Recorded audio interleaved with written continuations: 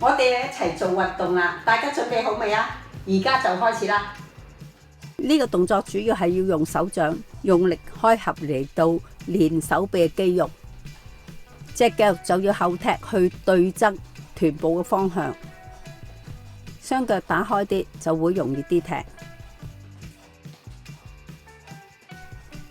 遞手拉長個身，收腹，用腳踭同腳趾尾做企喺度個重心，一嚟容易啲收腹，二嚟避免曲膝嘅時候膝頭哥內扣。當雙手摸落盤骨側邊嘅時候，就要收腹，將重心後移去臀部。膝頭哥唔係用嚟支撐身體嘅重量嘅。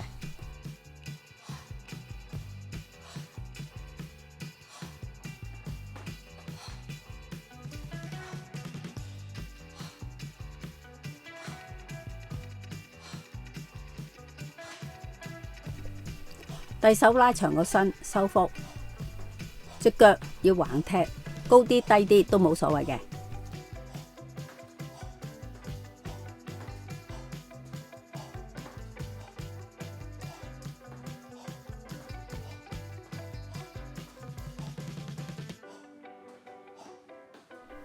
隻手貼住個頭，由前繞過去後邊。呢個動作係鬆膊頭嘅關節。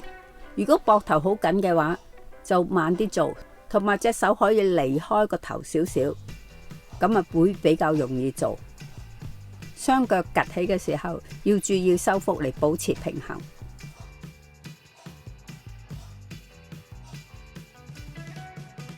雙手由前面拉去後邊，拉開個膊頭，收緊個上背，同時咧要收腹，個身要直嘅。隻腳踏後嘅時候，重心就會後移，前面嘅小腿要盡量垂直踩落地下，膝頭哥唔會超過腳趾嘅位置嘅。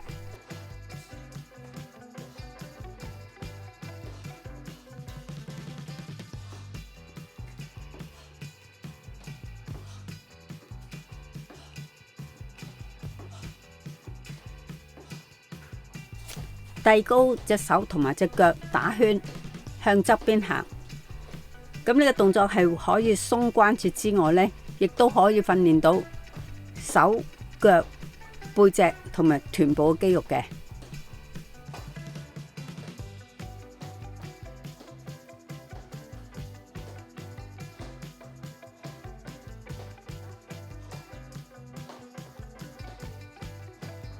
示範又已經完畢啦。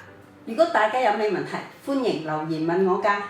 好啦，我哋下次再見，拜拜。